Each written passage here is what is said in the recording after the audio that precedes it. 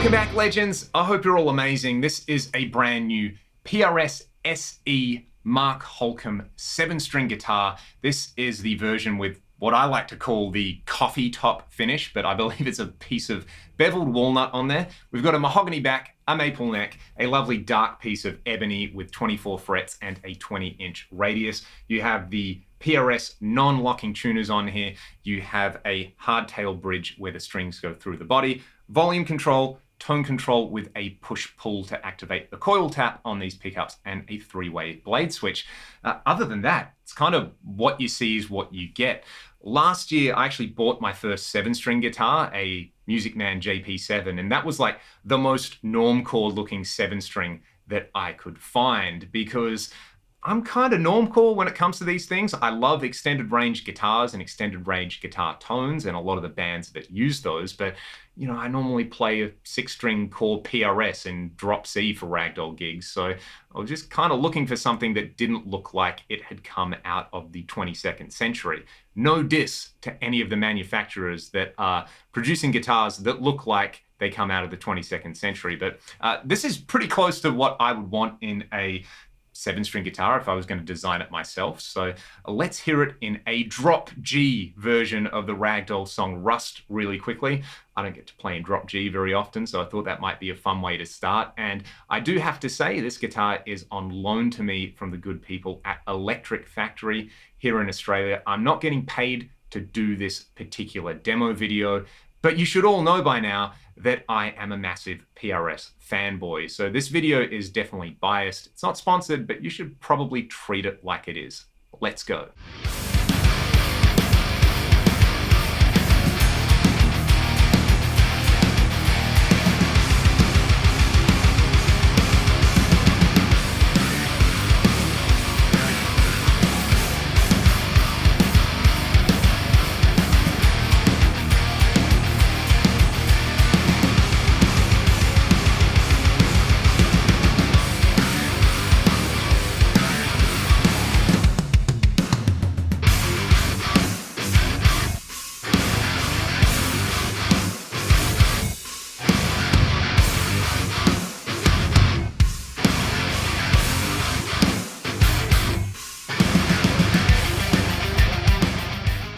So that was pretty indulgent and, you know, sounded pretty nasty. We will hear some more tones in a second. There's timestamps if you just want to skip to that. But I'll just talk about the overall kind of fit and finish on this particular guitar. There's always a few things that I look for on brand new guitars. One is how cleanly cut the nut is and whether there's any tooling marks on things like the binding. And, you know, looking at this particular guitar, the nut is cut really, really nicely. There's no scratches on the binding on this particular example, which I find should just kind of be the norm. You know, we shouldn't have to talk about these things, especially on a guitar that costs more than 1,000 Australian dollars. But, you know, we have to talk about these things. The fret ends are really nicely beveled. There's no sharp ends. There's no long frets or anything like that. The neck has this very different profile to what I'm used to. I've got a Music Man JP7 and that has a really kind of thin neck on it. This just feels a little bit more substantial and chunky, and it kind of feels like the 7-string version of my SC245 neck. So I'm digging that. The thing that has thrown me the most is the 20-inch radius. You know, this feels very, very flat. I have found that when I'm doing like kind of big 7-string chords and things like that, it's actually very comfortable. But like any new guitar with a different radius, you know, you run into some things you're like, oh, I didn't know that I could do that. So I play my old 77 Fender Strat, which has a really small radius on it a lot. So bending on this just kind of feels like you can bend to forever. I feel like PRS focused on the right stuff with this particular guitar. You know, if you're gonna do a more budget inclined guitar, strip away fancy stuff like fancy woods and, you know, finished stuff. Just give me like the core tone of the guitar. So I'm really happy that there are the Alpha and Omega pickups on here,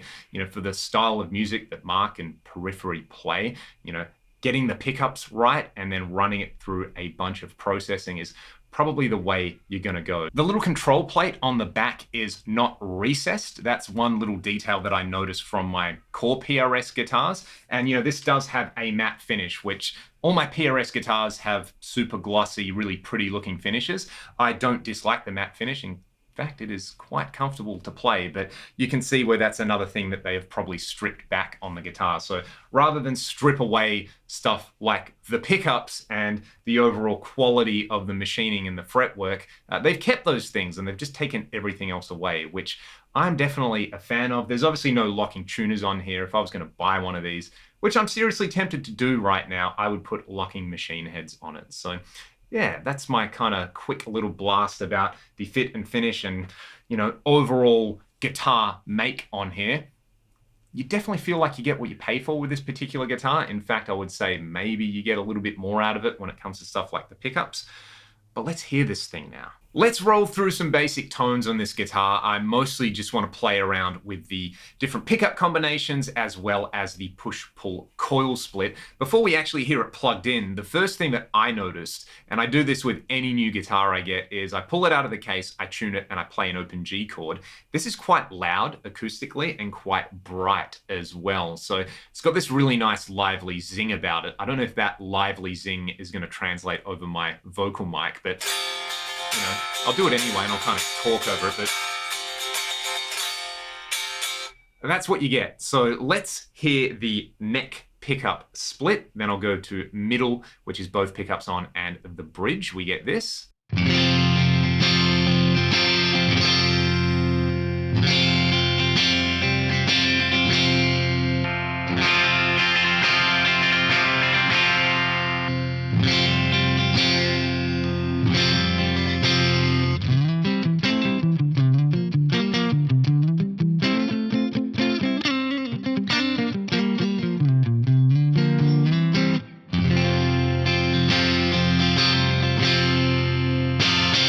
So that neck pickup kind of reminds me of a nice fat Strat.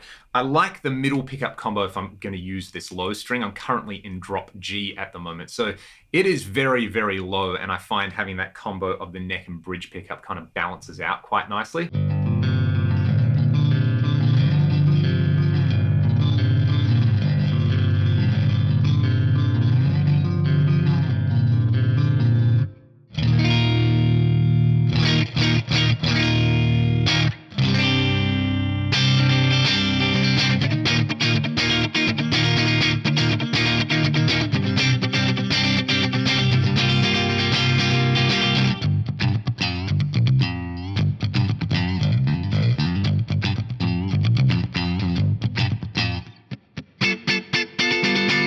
You do get a cheeky little funk tone out of it as well. I'll now give you the difference between the neck humbucker and the neck single coil. We'll actually start in single coil mode and then I'll push the pot in. That's easier to do than me pulling it out.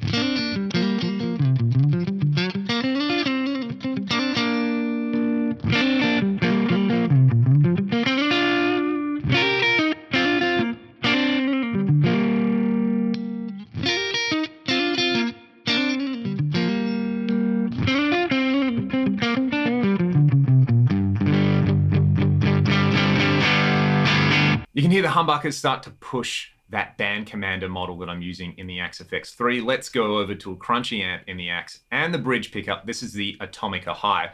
I'll start with the bridge humbucker because that's normally where all the filthy goodness lives, but I also like that neck pickup split for this kind of crunch tone as well. And I'm a horrible thump and slap player, but I will give you a little bit of that just so you can laugh at me in the comments, if for nothing else. But we'll start in crunch tone land.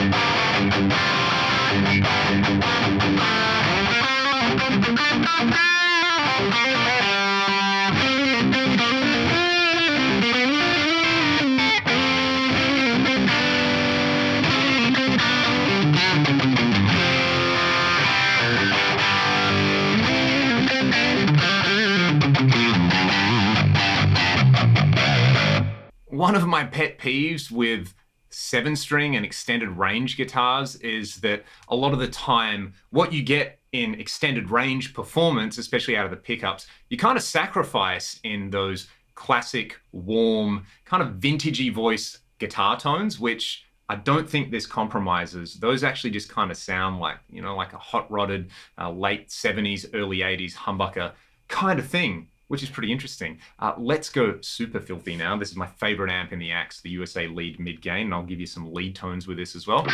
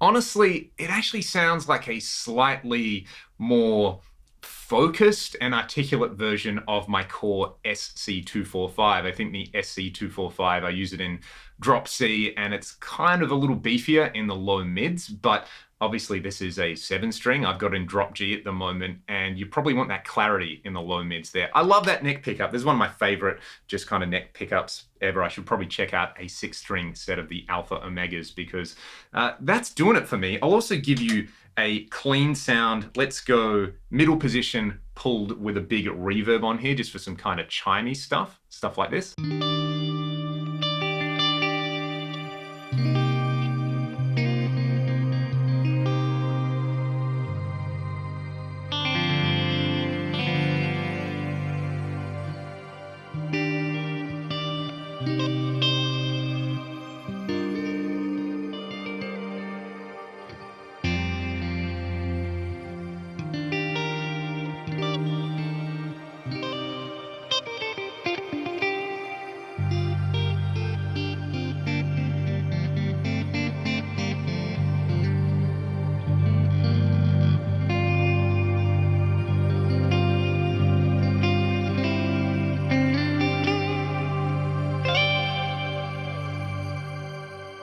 Pretty clear I've been having a really good time with this particular guitar.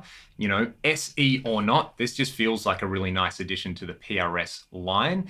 I don't think vintage is the right word to use when you're talking about a 7-string guitar that you can put in drop G, but there's definitely something that just feels like one of my core PRS guitars about this particular instrument. It doesn't feel like I am playing a radically different instrument on here. It just feels like kind of comfy 6-string guitar. And look, I've got a bonus 7th string on there that I can tune to whatever I want and make a bunch of filthy guitar noises on there.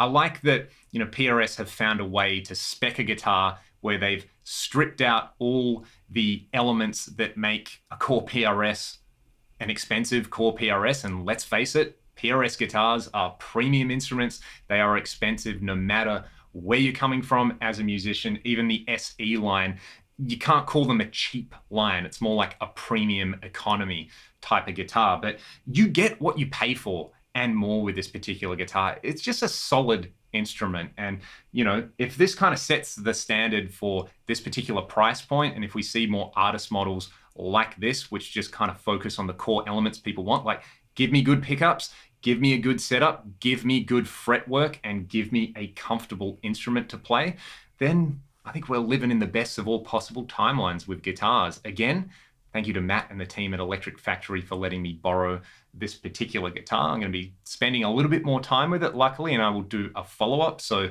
I'm sure you'll all know if I actually decide to go and buy this particular guitar, because I've really been enjoying it. If you want to support my channel and keep the lights on here in my little YouTube studio, you can do that in a variety of different ways by checking the video description. You can get some free stuff as well, or you can join the Discord server and come and chat about all things guitars. Thanks for watching. I'll see you next time.